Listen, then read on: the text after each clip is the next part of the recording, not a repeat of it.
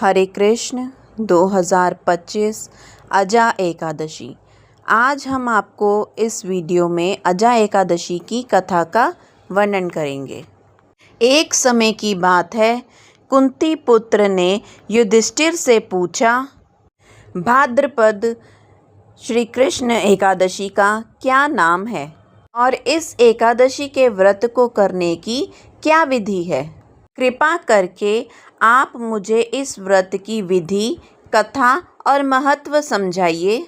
भगवान श्री कृष्ण कहते हैं, धर्मराज, भाद्रपद की कृष्ण एकादशी को अजा एकादशी कहते हैं।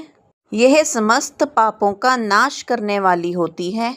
इस एकादशी के दिन भगवान श्री विष्णु की पूजा की जाती है।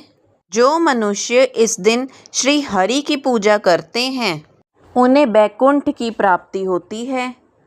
आइए अब मैं आपको अजा एकादशी की व्रत की कथा सुनाता हूँ।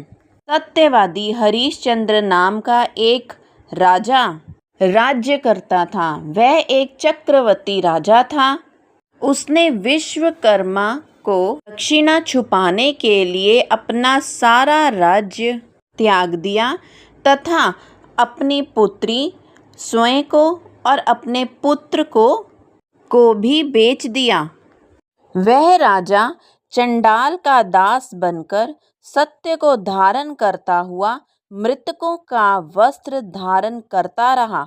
मगर कई बार राजा चिंता की समुद्र में डूबकर विचार करता कि मैं कहाँ जाऊं, क्या करूं, जिस प्रकार मेरा उद्धार हो सके। इस प्रकार राजा को कई वर्ष बीत गए। एक दिन राजा इसी चिंता में बैठा हुआ था। तभी गौतम ऋषि वहां पर आ पहुँचे।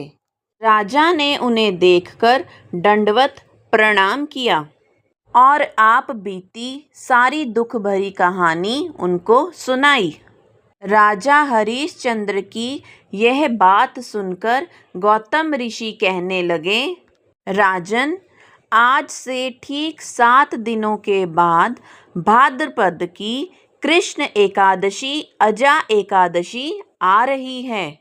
आप विधि पूर्वक इस व्रत को करें। इस व्रत के प्रभाव से आपके सभी दुख दूर हो जाएंगे और आपके समस्त पाप नष्ट हो जाएंगे। इस प्रकार राजा से कहकर गौतम ऋषि अंतर्ध्यान हो गए।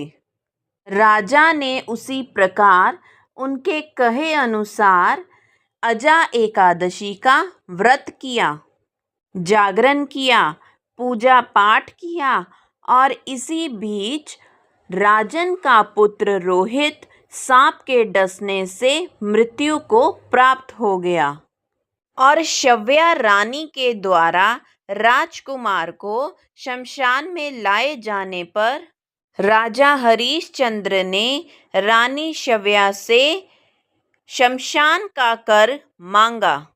मगर असहाय रानी शव्या के पास देने के लिए कुछ भी नहीं था। तो इस प्रकार उन्होंने अपनी चुनरी को चीरकर शमशान का कर चुकाया। अजा एकादशी का व्रत करने से राजा के समस्त पाप नष्ट हो गए। भगवान हरि श्री विष्णु ने स्वयं प्रकट होकर राजा हरिश्चंद्र की प्रशंसा की और स्वर्ग से बाजे बजने लगे, पुष्पों की वर्षा होने लगी और भगवान की कृपा से राजा का पुत्र भी जीवित हो गया और एकादशी के व्रत के प्रभाव से राजा को उनका राज्य भी वापस मिल गया। फिर वह तीनों चिरकाल तक राज्य सुख भोगकर अंत में ईश्वर को प्राप्त हुए। फिर कृष्ण जी ने कहा, हे धर्मराज, यह सब अजा एकादशी के व्रत को करने से हुआ था। जो मनुष्य पूरे मन से विधि पूर्वक इस व्रत को करते हुए रात्रि जागरण करते हैं उनके समस्त पाप नष्ट हो जाते हैं।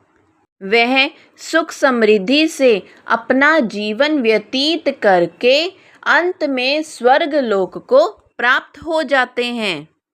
इस एकादशी के व्रत की कथा को सुनने मात्र से ही अश्वमेध यज्ञ का फल प्राप्त होता है। जय श्री हरि विष्णु।